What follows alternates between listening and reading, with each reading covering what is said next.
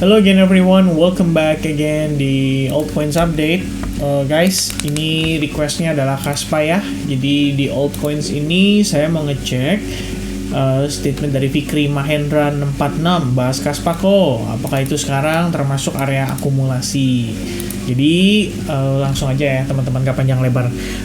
Saya juga masih nunggu komen kalian dari previous video buat live streaming. Sebenarnya kalau misalkan live yang terakhir mencapai 1000 aja juga sebenarnya udah pasti saya akan live lagi sih. Jadi ya ditunggu lah teman-teman ya. Semoga saja by the end of this weekend bisa dapat tuh 1000 likes ya. Nah guys, jadi Kaspa. What do I think about Kaspa? Ini Kaspa coin udah pernah saya review sebelumnya. Saya lupa di chart yang mana saya pakai. Tapi harusnya ada di antara salah satu ini ya. Bitget ya, nggak juga teman-teman ya. Ya udahlah kita pakai yang ini aja. Nah jadi kita ngelihat Kaspa ini nice rally ya, it's very good. Oh, coin X ternyata ya. Oke guys.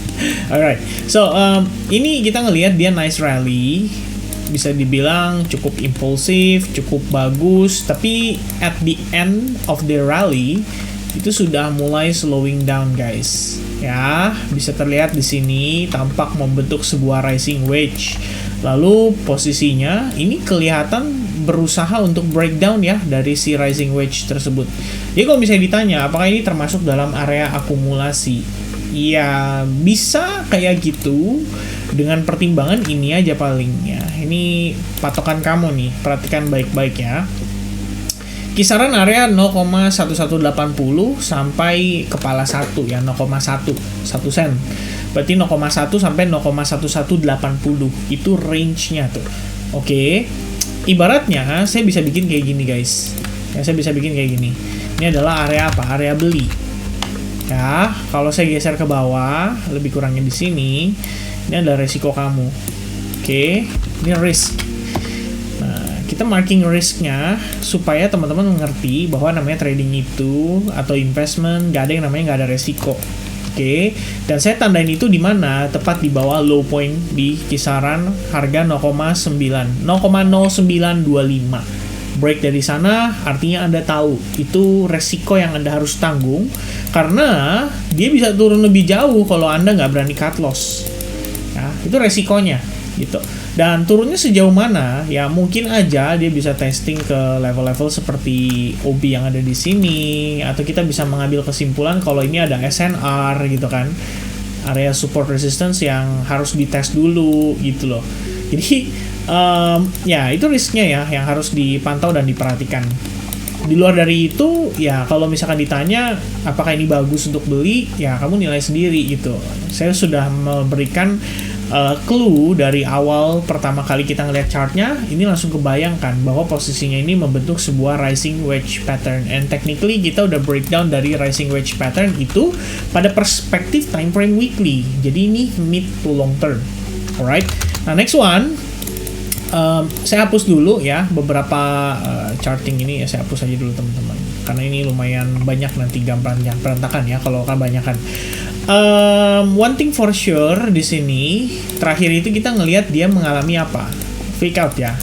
Kita bisa ambil kesimpulan kalau ini tuh adalah liquidity sweep.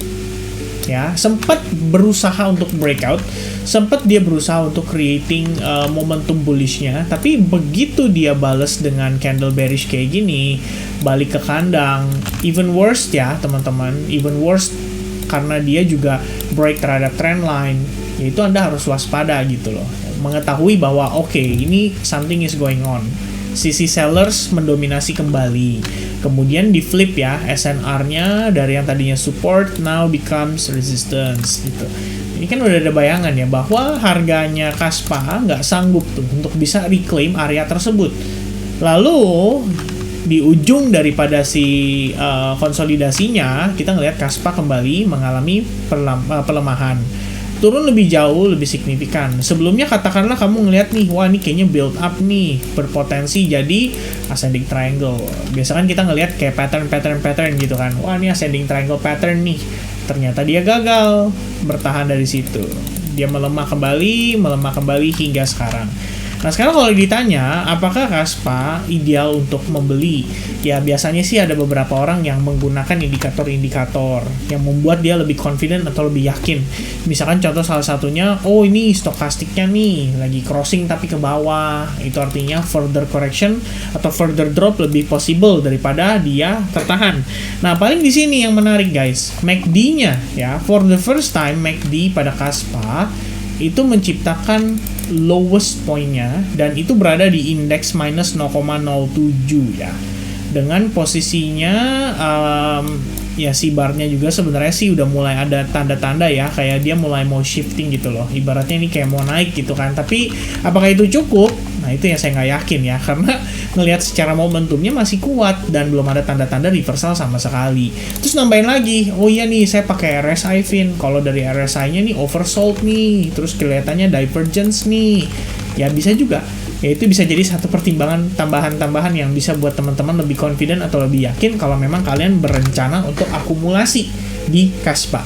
Oke, nah kalau saya personally ya balik ke basicnya ya, fondasinya, saya lebih fokus terhadap apa? Market structure guys. Dan kalau di sini posisi kita kecenderungan itu lagi ke tahan ya, deket banget memang dengan area order block ini. Ini order block yang menurut saya valid atau tidak ya, tapi lebih ke tidak valid sebetulnya sih. Ya valid sih, masih fresh ya. Kenapa seperti itu? Karena posisinya OB tersebut responsible atas terjadinya breakout nih atas area ini. Jadi pada saat itu kita ngelihat selling pressure, pop, creating lower high, pop, creating lower low, dia mantul, dia pull back, and then boom, akhirnya breakout. After that retest, and then naik lagi. After that retest, and then naik lagi. Ya, di sini retest dapat orderan itu ngambil dari liquidity yang ada di sini. Nah, yang di sini kan masih belum tercapai. Sempat ada usaha untuk testing ke level itu, tapi belum sampai. Jadi ibaratnya di sini masih bisa ngasih reaksi, namun belum tentu dia reversal. Tolong dicatat ya. Area key level bukan berarti area itu harus mengalami reversal, tapi area tersebut bisa jadi acuan. At least bayangannya teman-teman adalah oke, sampai di area ini nih. Pertanyaan berikutnya, ada pembelinya nggak? Gitu. Tahu dari mana Vin ada pembelinya? Ya Anda perhatikan ketika dia testing ke level itu, ternyata dia mengalami structure shift, dia mulai mantul, ya Anda bisa masuk kloter kedua. Ya, di Elliott Wave sendiri juga kita nggak menentukan bottomnya kok di mana gitu loh. Kalau teman-teman belajar Elliott Wave, Anda tahu ada wave 1, ada wave 2. Wave 2 itu kesempatan kamu masuk. Kenapa? Karena pada saat wave satunya sudah terbentuk, itu artinya kita cenderung sudah dapatkan konfirmasi reversalnya. Jadi wave 2 adalah pullback dari wave satunya tersebut dan Anda bisa gunakan itu untuk mencari opportunity masuk ke market gitu. Ya, memang sebenarnya beli murah jual mahal, konsepnya kan seperti itu. Dan kita bisa ambil kesimpulan kalau overall nih, andai kan saya ngambil dari swing paling rendahnya, kita tarik ke ya titik ini ada fake out, di sini ada fake out, di sinilah ya highest point-nya teman-teman. Katakanlah seperti ini. Terus kalian bertanya dalam diri kalian ya, ini kita masuknya kemana gitu loh, area premium atau area discount gitu kan. Kalau mau beli ya kita nggak mungkin beli di atas, ini adalah area mahal gitu loh. Sementara di bawah ini adalah discount zone. Nah, tinggal PR-nya adalah mencari titik reversal atau mencari momentum dia reversalnya. Itu aja.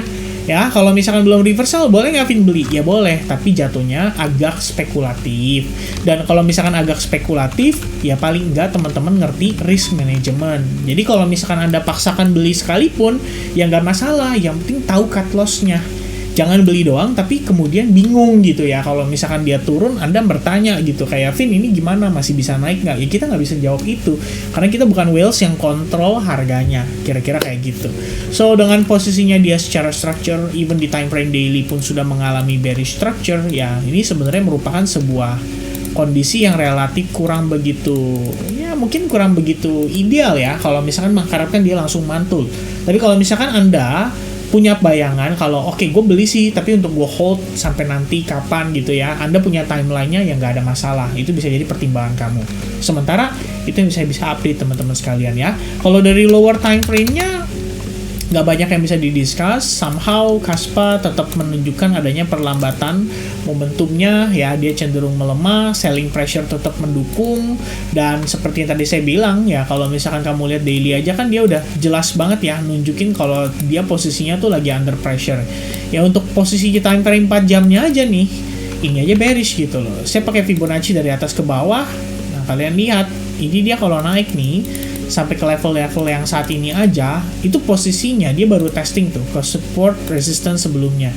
Tuh, lebih kurangnya. Jadi memang ya bisa dibilang momentumnya lambat banget melemah ya. Bukan momentumnya sih, tapi ini bisa dibilang kayak ya lebih dominan malah ke sellers gitu ya. Kalau saya disuruh nyari opportunity di Kaspa, mungkin untuk time frame pendek saya akan lebih prefer untuk mencari sell short opportunity. Kalau misalkan seandainya dia flipping aja nih, baru nanti saya pertimbangkan lagi. Itu pun saya harus hati-hati ya, mengingat posisinya Bitcoin itu di atas, bukan di bawah gitu loh. Jadi ibaratnya kalau nanti Bitcoin sampai harus mengalami koreksi, walaupun sedikit, Kaspa pasti turunnya lebih banyak. Itu concernnya. Oke? Nah, itu dari saya soal Kaspa. Semoga bisa menjawab dan semoga bisa membantu buat teman-teman yang kebetulan punya posisi juga di Kaspa. God bless to everyone. Happy weekend and see you guys again on the next update for Bitcoin.